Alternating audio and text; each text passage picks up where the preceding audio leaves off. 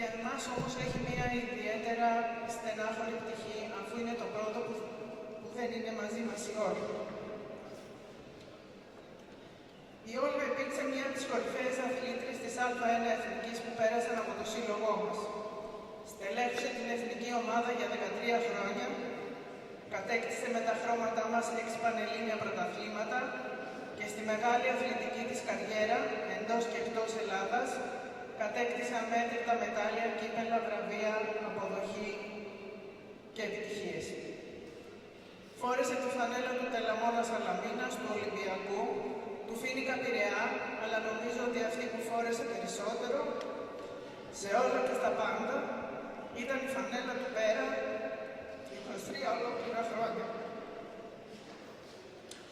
Εκτός από μια αξιόλογη αφοσιωμένη αθλήτρια, ήταν και μια εξαιρετική προπονήτρια με γνώσεις και πάθος για το αντικείμενό της. Μπορούσε να κλαίει και να γελάει μαζί, να θυμώνει ή να παθιάζεται με μικρά και μεγάλα πράγματα, να σου χαρίζει ένα γνήσιο λαμπερό χαμόγελο σχεδόν παιδικό, να αστιεύεται και να αυτοσαρκάζεται ακόμα και στις πιο δύσκολες στιγμές, να τρέχει πάνω κάτω στο Βυζαντινό ακούραστα, γεμάτη ενέργεια και λίγη τρέλα, έως πολύ. Εμείς όλοι στο Πέρα που ζήσαμε όλες τις στιγμές της, θαυμάσαμε την αστήρευστη δύναμή της, την απίστευτη επιμονή της να βρίσκεται κοντά με τους αθλητές της και μέσα στα γήπεδα πάντα. Το φαντάζεστε? Λίγο καιρό πριν φύγει, έπαιξε στο Πανελλήνιο διπλό γυναικών και πήρε μετάλλιο. Ήταν τιμή μας που επέλεξε το σύλλογο μας για σπίτι της και αποφάσισε να μείνει για πάντα κοντά μας. Τίμησε το σύλλογό μας με το υψηλό αθλητικό αγωνιστικό της πνεύμα, την καθαρή ψυχή της και τη βαθιά ειλικρίνειά της. Μια πολύ δυνατή γυναίκα που πάλεψε περήφανα μέχρι την τελευταία στιγμή.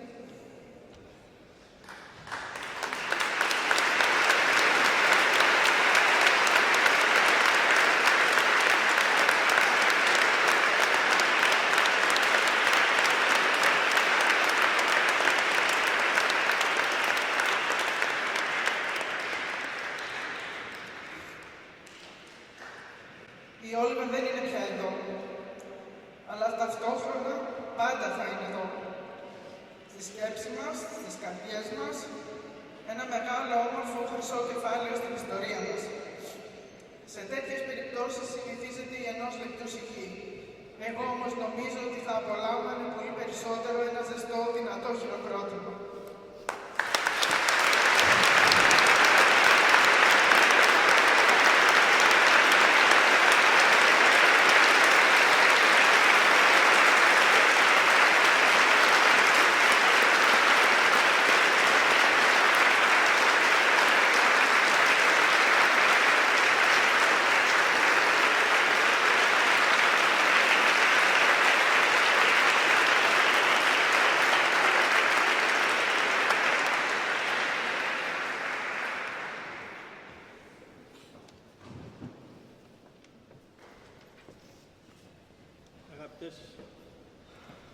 Αγαπητές αθλήτριες, αθλητές, φίλες και φίλοι του αθλήματος.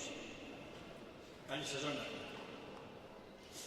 Βρισκόμαστε για άλλη μια φορά στο φιλόξενο χώρο του Βυζαντινού Γυμναστηρίου, χωρίς όμως ένα αγαπημένο πρόσωπο που ήταν η ψυχή αυτών των εκδηλώσεων, την Όλγα τη Γεωργοπούλου.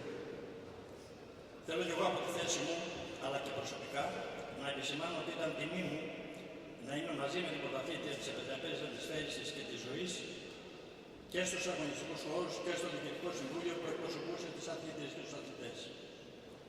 Θέλω επίσης να συγχαρώ τη διοίκηση του Αθλητικού Συλλόγου Πέρα και την εξαιρετική πρωτοβουλία τους να τιμήσουν το όνομα της Όλγας ονοματοδοτώντας το τουρνουά στη μνήμη της. Τέλος, θέλω να ευχαριστήσω την οικογένειά της που παρευρίσκεται στη διοργάνωση και μας τιμά με την παρουσία της.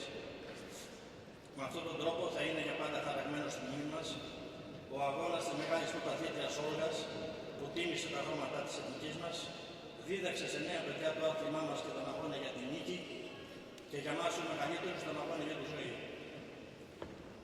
Όλγα, σε ευχαριστούμε που υπήρξες μαζί μας. Ευχαριστώ πολύ.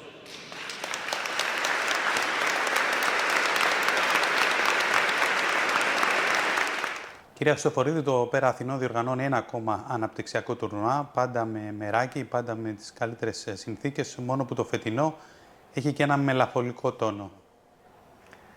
Πράγματι, ναι. Το φετινό τουρνουά έχει μία στενάχωρη πτυχή για εμάς. Δεν είναι μαζί μας η Όλγα. Είναι γνωστό ότι έφυγε από κοντά μας τον προηγούμενο Μάιο, μετά από μία πολύ δύσκολη και μακρά μάχη που έδωσε. Η όλη προετοιμασία ήταν δύσκολη για εμάς, δεν ήταν κοντά μας. Προσπαθήσαμε να κάνουμε ό,τι καλύτερο γίνεται για να την τιμήσουμε και να τα έχουμε όλα όπως θα τα ήθελε και η ίδια. Μεγάλη ανταπόκριση και φέτος από σωματεία και αθλητές. Δεν είναι η πρώτη φορά, δεν θα είναι και η τελευταία, αλλά νιώθετε κάπου ότι μπορεί και στη μνήμη της Όλγας να θέλησε τόσος κόσμος να βρεθεί εδώ? Νομίζω ότι είναι ένας παράγοντας που μέτρησε. Έτσι κι αλλιώς το Βυζαντινό είναι ένας εξαιρετικός χώρος για ένα αναπτυξιακό τουρνουά. Οι συνθήκες είναι πολύ καλές. Πάντα είχε κόσμο το τουρνουά που κάναμε, αλλά νομίζω ότι φέτος ο κόσμος ανταποκρίθηκε ακόμα περισσότερο λόγω αυτού του γεγονότος, επειδή είναι αφιερωμένο στη μνήμη της. Πώς είναι στο σήμερα το τμήμα σε αυτή τη μεταβατική περίοδο μετά την απώλεια της Όλγας, η οποία γνωρίζουμε ότι ακόμα και στο τελευταίο κομμάτι, στους τελευταίους μήνες της ζωής της, ασχολιόταν με την επόμενη μέρα στο Πέρα? Ναι, η αλήθεια είναι ότι είχε καταφέρει και είχε κάνει τη σύνθεση των ομάδων της επόμενης αυτής της αγωνιστικής περίοδου, ακόμα πριν φύγει. Ναι, ασχολιόταν μέχρι και την τελευταία στιγμή. Ήταν εδώ, ήταν πάντα εδώ. Μπορεί να είχε μία θεραπεία μια μέρα πριν και την επόμενη από τη Σαλαμίνα ερχόταν εδώ, να είναι κοντά στα παιδιά, να είναι κοντά στο τμήμα. Αυτό μας τιμούσε, γιατί βλέπαμε πόσο πολύ αγαπάει το σύλλογο. Και εμείς με τη σειρά μας κάναμε ό,τι μπορούσαμε για να είμαστε κοντά της. Το τμήμα, εντάξει, όλο αυτό το καιρό που η Όλγα ήταν σε αυτή την κατάσταση, περνούσε δύσκολα. Δεν ήταν εύκολο και για τα παιδιά και για εμάς. Η τωρινή κατάσταση, εντάξει, θεωρώ ότι αυτή η χρονιά είναι λίγο μεταβατική ακόμα. Δεν καταφέραμε να οργανώσουμε το τμήμα έτσι όπως ακριβώς θα θέλαμε. Υπάρχει μία έλλειψη προπονητών. Σε αυτή τη φάση η Λάουρα Νικολάε μας βοηθάει στις αγωνιστικές ομάδες, η οποία υπήρξε και αθλήτρια του Πέρα, φίλη της Όλγας. Έχει πάρει πρωταθλήματα με το σύλλογό μας, η Λάουρα. Είναι ένας πολύ θετικός άνθρωπος και έχει αναλάβει την ανδρική και την γυναική ομάδα. Στις ακαδημίες που είναι και το θέμα, και είναι κάτι που θέλουμε να αναπτύξουμε, θέλουμε να έχει παιδιά. Το Βυζαντινό προσφέρεται, έχει πολλά τραπέζια, έχει ωραίο χώρο. Το Πέρα έχει μια μεγάλη ιστορία στο πινκ-πονγκ. Θέλουμε να έχουμε παιδιά στις ακαδημίες. Εκεί υπάρχει ένα θέμα ακόμα στο πώς θα οργανώσουμε το θέμα του προπονητή. Τώρα έχουμε μια περίεργη λύση, 2 μέρες κάποιος, 2 μέρες η Λάουρα. Ελπίζουμε ότι σιγά σιγά, ίσως του χρόνου, να βρούμε κάτι πιο σταθερό για να αναλάβει το τμήμα. Το Πέρα θέλει σύντομα να γίνει πάλι πρωταγωνιστής και βλέπουμε τις πολύ καλές θέσεις. Πέρυσι, ας πούμε, επανήλθα τις δεύτερη θέσεις γυναίκες, πάντα τετράδα στους άνδρες. Ένα σωματείο με πολλά πρωταθλήματα και σε άνδρες και σε γυναίκες. Το πινκ-πονγκ είναι ένα από τα πιο παλιά τμήματα ακόμα και από την Κωνσταντινούπολη. Έχουμε στοιχεία του 1938 από αγώνες. Το πότε ακριβώς ιδρύθηκε δεν υπάρχει καταγεγραμμένο. Η πρώτη δουλειά που έκαναν οι περαιώτες που ήρθαν από την Κωνσταντινούπολη και ίδρυσαν το Πέρα εδώ, στην Αθήνα. Αρχές του 70, περίπου έτσι. Ναι, το 1973 ιδρύθηκε εδώ στην Ελλάδα, στην Αθήνα. Η πρώτη τους δουλειά λοιπόν ήταν να ιδρύσουν το τμήμα του πινκ-πονγκ. Ήταν και κάπως εύκολο. Ένα τραπέζι, 2 ρακέτες, μπορούσες να έχεις ένα τμήμα, το οποίο εντάξει, μετά εξελίχθηκε σε κάτι πολύ μεγάλο. Πάντα θα το υποστηρίζουμε αυτό το τμήμα. Είναι η ιστορία μας. Είναι το τμήμα που έχει προσφέρει τα περισσότερα στο Σύλλογο, σε πρωταθλήματα εννοώ, την αναγνωρισιμότητά του από τους περισσότερους, λόγω του πινκ-πονγκ. Η αλήθεια είναι ότι είναι δύσκολο αν έχεις συγκεκριμένα budget, τα οποία δεν μπορούν να φτάσουν τα budget άλλων ομάδων μεγαλύτερων από μας, να μπορέσεις να έχεις πρωταγωνιστικό ρόλο όπως παλιότερα. Δηλαδή, έχουμε πάρει τα 18 πρωταθλήματά μας, κύπελα Αττικής, κύπελα Ελλάδας και σε ατομικό επίπεδο και σε ομαδικό. Θα προσπαθούμε πάντα να είμαστε στις επάλξεις, στις πρώτες θέσεις. Τώρα για πρωτιά δεν το ξέρω, μακάρι να έρθει, προσπαθούμε και ό,τι ήθελε προκύψει σε αυτές τις περιπτώσεις. Είχατε μια πολύ φιλική σχέση με την Όλγα, δεν ήταν μόνο η επαγγελματική συνεργασία, οπότε θα ήθελα να μας πείτε τη φιλοσοφία που είχε η Όλγα και σαν αθλήτρια ή και σαν προπονήτρια μετέπειτα, το όραμά της για το σωματείο, εκφράσεις που συνήθιζε να λέει για το άθλημα, κάτι που να την αντιπροσώπευε, κάποιες συμβουλές που συνηθίζει προς τα παιδιά. Τι θυμάστε περισσότερο? Τι θυμάμαι από την Όλγα? Πολλά χρόνια μαζί μας. Ήτανε καταρχάς αθλήτρια, έτσι, μετέπειτα προπονήτρια. Ήτανε πολύ αφοσιωμένη αθλήτρια. Δούλευε πάρα πολύ. Δούλευε, έκανε προπονήσεις, κυνηγούσε τις θέσεις, αγαπούσε το άθλημα. Και φυσικά τα πρώτα της βήματα έγιναν σε μια πολύ μικρή αίθουσα του Πέρα, στο Παλαιό Φάληρο. Και όλο αυτό αναπτύχθηκε ακόμα περισσότερο όταν καταφέραμε και αποκτήσαμε το Βυζαντινό Κέντρο από το 2004 και μετά. Και ως προπονήτρια νομίζω ότι ήταν ένας άνθρωπος που είχε πολύ μεγάλη μεταδοτικότητα και είχε και πάρα πολύ καλή σχέση με τα παιδιά. Γινόταν παιδί με τα παιδιά. Αστειευόταν και ξαφνικά γινόταν αυστηρή για την προπόνηση.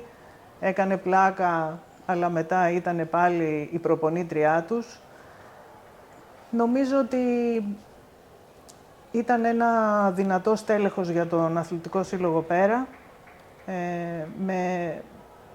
με βαθιά αγάπη και εκτίμηση σε όλες τις διοικήσεις που πέρασαν. Νομίζω ότι είναι δύσκολο να βρεις αθλητές και μετέπειτα προπονητές, στελέχη, ας πούμε. Γιατί όταν ένας άνθρωπος είναι τόσα πολλά χρόνια σε ένα σύλλογο, γίνεται ένας στέλεχος του συλλόγου. Δεν είναι ένας απλός προπονητής που έρχεται και φεύγει.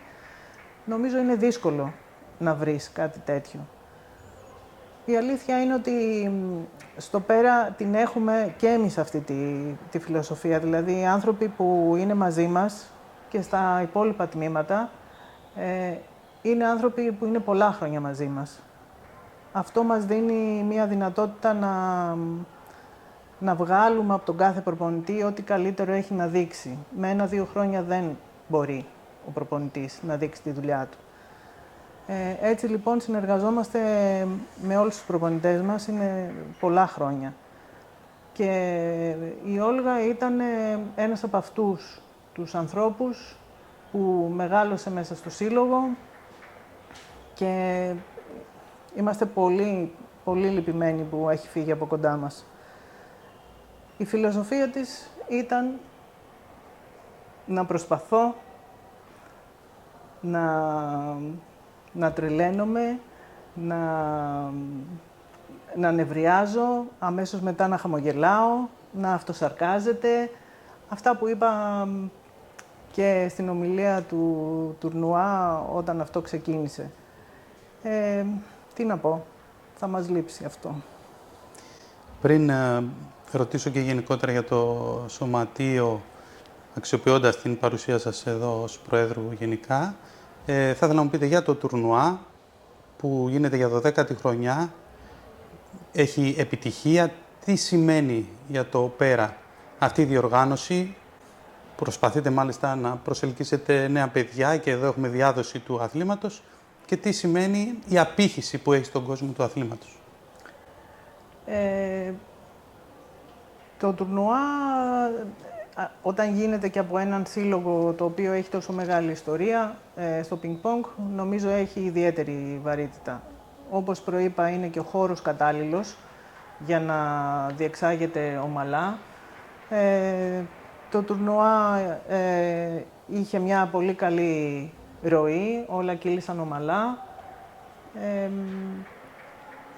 Νομίζω ότι έχουμε ζητήσει από την Ομοσπονδία, αν είναι εφικτό, κάθε χρόνο να γίνεται στη μνήμη της ένα τουρνουά στο Βυζαντινό. Θα δούμε ποια θα είναι η απάντηση.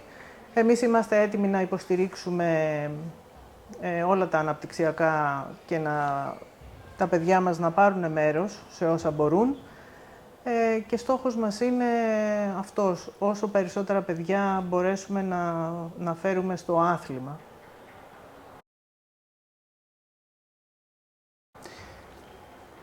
Γενικά για τα τμήματα, στο σήμερα τη δραστηριότητα θα ήθελα να μου πείτε του πέρα. Εγώ πρόχειρα να πω ότι πέρα από το πικ-πονγκ έχουμε το μπάσκετ, την κολύμβηση, το βόλεϊ, το τένις και άλλα αθλήματα. Ακριβώς, ναι. Έχουμε αυτή τη στιγμή μπάσκετ, το οποίο αγωνίστηκε αρκετά χρόνια στη Γάμα Εθνική. Έχουμε το βόλεϊ, το οποίο αριθμεί πάρα πολλά, μόνο γυναικείο τμήμα, κορίτσια μόνο, με δύο εξαιρετικούς προπονητές, τον Βασίλη Κουρνέτα και τον Σωτήρη Τσέργα, που υπήρξαν αθλητές της Εθνικής. Στο κολυμβητικό τμήμα πρέπει να έχουμε γύρω στα 500 παιδιά. Επίσης έχουμε προπονητή τον Δημήτρη τον Χασιώτη, που ήταν στην εθνική ομάδα και πήρε μέρος και σε Ολυμπιακούς αγώνες. Το τένις, το οποίο έχει κάποια αποτελέσματα αγωνιστικά, και το σκάκι. Ένα μικρό τμήμα που είναι από τα πιο παλιά και το διατηρούμε γιατί είναι και αυτό ιστορικό τμήμα. Φιλοσοφία και του σωματείου. Μιλάμε για ένα σωματείο που έχει ξεπεράσει τα 100 χρόνια ιστορίας από τη στιγμή που συνέχισε ως πέρα, γιατί άρχισε και ως Ερμής ακόμα παλαιότερα από το 1877. Οι εποχές έχουν αλλάξει βεβαίως, προβλήματα υπάρχουν, μπορείτε αν θέλετε να μας πείτε τα βασικά προβλήματα. Με ποια φιλοσοφία, με ποιο σκεπτικό συνεχίζει ο Σύλλογος? Πράγματι, ο Αθλητικός Σύλλογος Πέρα, με το πρώτο του όνομα Ερμής Πέρα, από το 1877 στην Κωνσταντινούπολη. Με το τωρινό του όνομα, Αθλητικός Σύλλογος Πέρα, υπάρχει από το 1886. Του χρόνου είναι τα 140 χρόνια με το σημερινό μας όνομα. Τα 100 χρόνια που γιορτάστηκαν πριν από 2 χρόνια ήταν για την επαναλειτουργία του Αθλητικού Συλλόγου Πέρα στην Κωνσταντινούπολη, γιατί το καθεστώς είχε διακόψει τη λειτουργία του και επαναλειτουργήσε με τουρκοποιημένο όνομα κιόλας. Οπότε έχουμε τα 140 χρόνια του χρόνου και ελπίζω ότι θα είναι μια πολύ καλή χρονιά και αγωνιστικά, αλλά και στις εκδηλώσεις που έχουμε σκοπό να κάνουμε. Όλα τα χρόνια οι διοικήσεις του Αθλητικού Συλλόγου Πέρα προέρχονταν από αθλητές του ουσιαστικά. Δηλαδή αυτή τη στιγμή που μιλάμε κιόλας, η διοίκηση του Αθλητικού Συλλόγου Πέρα αποτελείται από πρώην αθλητές του. Και είμαστε, εντάξει, μπορώ να τα αναφέρω, είμαστε όλοι Κωνσταντινουπολίτες. υπάρχουν επίθετα που επαναλαμβάνονται μέσα στις διοικήσεις. Δηλαδή υπήρξε μπαμπάς, γιος, μπαμπάς, κόρη, αυτή μεταφέρεται. Είναι σαν μια υποχρέωση, μια αγάπη, κάτι που θέλεις να προσφέρεις στο σύλλογο. Δεν νομίζω ότι υπάρχουν πολλά σωματεία τα οποία οι διοικήσεις τους αποτελούνται από παλιούς αθλητές και έχουν να προσφέρουν αγάπη προς το σύλλογο. Οπότε όλο αυτό αμέσως δημιουργεί έναν οικογενειακό σύλλογο. Όσο και να έχει μεγαλώσει το Πέρα, έχουμε καταφέρει να διατηρήσουμε αυτό το οικογενειακό στοιχείο. Αυτό εμένα με ικανοποιεί. Είναι ένας από τους στόχους μας. Έτσι θέλουμε να μείνουμε. Μπορεί το σύλλογος να μεγαλώνει, να έχει παιδιά, να έχει δραστηριότητες, να κάνει μεγάλες εκδηλώσεις, αλλά όταν έρχεται ένας γονέας και λέει «εδώ είστε ένας οικογενειακός σύλλογος», εμένα με ικανοποιεί. Και αυτό θέλω να το διατηρήσω, γιατί έτσι το παρέλαβα και έτσι θέλω να το δώσω και στους επόμενους. Τώρα, προσωπικά, αυτό που θα με ενδιέφερε είναι να μπορέσει να αναπτυχθεί ο γυναικείος αθλητισμός περισσότερο μέσα στο σύλλογο. Ίσως επειδή πρόεδρος, αντιπρόεδρος και γενική γραμματέας είμαστε όλες γυναίκες, έχουμε μια ιδιαίτερη ευαισθησία σε αυτό το κομμάτι. Τα κορίτσια που έρχονται στο σύλλογο, σε όλους τους συλλόγους και στον αθλητισμό κοντά, να παραμένουν στον αθλητισμό και να έχουν όλα τα καλά που μπορεί να τους προσφέρει σε όλη τους τη ζωή. Είτε σαν χαρακτήρες, είτε και σωματικά. Αυτό είναι κάτι που επιδιώκουμε. Γι' αυτό και ενισχύουμε πολύ το τμήμα του βόλεϊ, ας πούμε, που είναι μόνο κορίτσια, το προσέχουμε ιδιαίτερα. Ωραία, έμεσα μου είπατε για την σχέση που από δεκαετίες έχετε και εσείς με το Πέρα, αλλά θα ήθελα να μας πείτε παραπάνω για να σας γνωρίσει και ο κόσμος περισσότερο. Ήσασταν παλιά πρωταθλήτρια κολύμβησης, ήσασταν στο Πέρα, είσαστε κόρη του Αρίστου του Χριστοφορίδη. Είστε ενημερωμένος. Λοιπόν, ο παππούς μου ήταν αντιπρόεδρος και επίτιμος πρόεδρος, ο Στέφανος Τουπάκης, στον Αθλητικό Σύλλογο Πέρα και στην Κωνσταντινούπολη και εδώ στην Ελλάδα. Ο θείος ο Αναστασιάδης. Ο Λάκης ο Αναστασιάδης, ο θείος μου, πολλά χρόνια πρόεδρος και σημαίνον παράγοντας του μπάσκετ. Οι γονείς μου και οι δύο.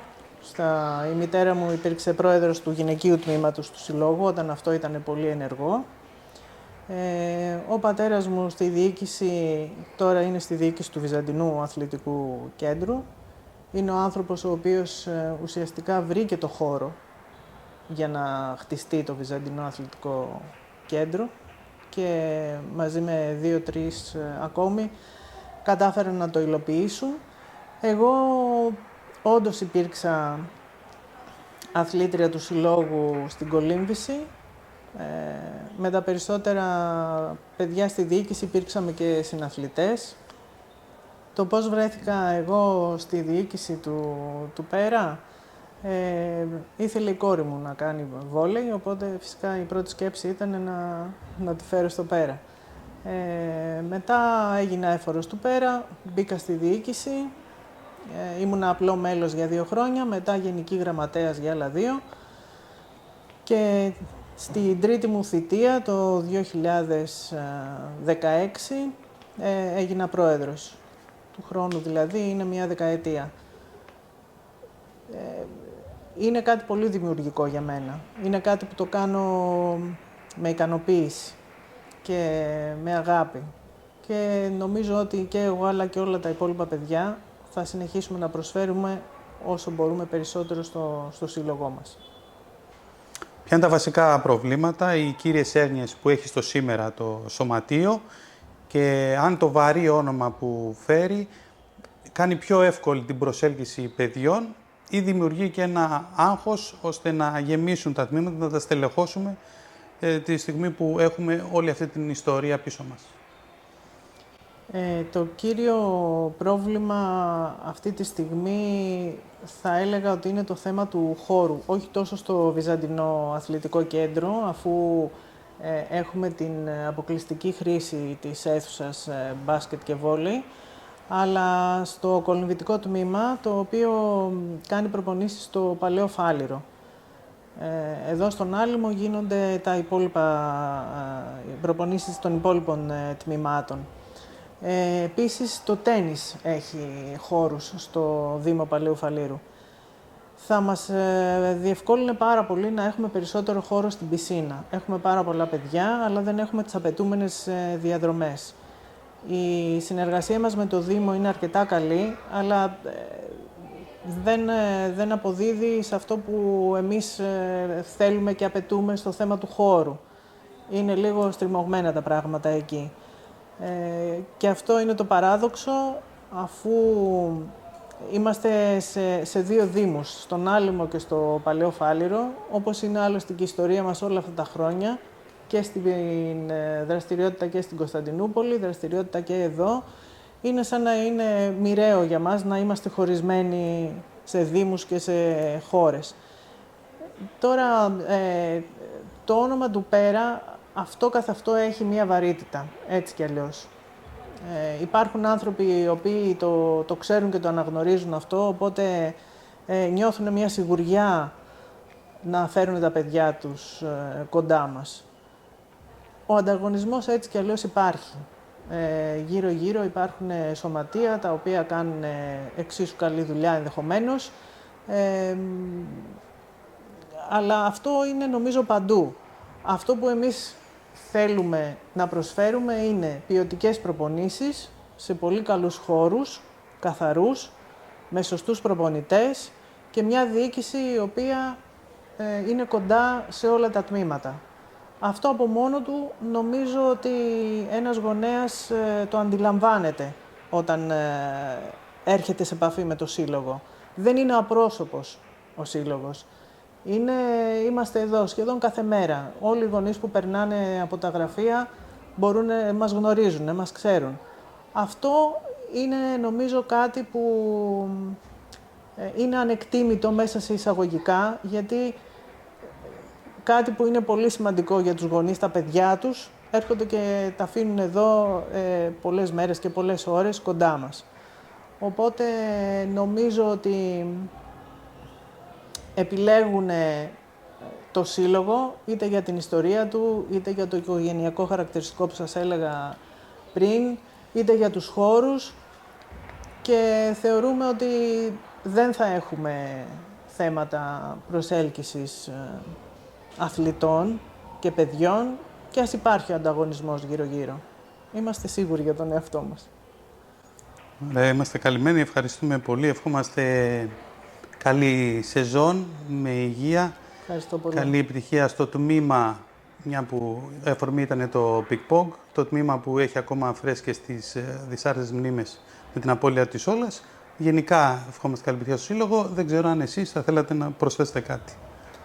Να ευχαριστήσω και εγώ που μας δίνετε τη δυνατότητα να πούμε προς τα έξω περισσότερα πράγματα στον κόσμο, να γνωρίσει το σύλλογό μας.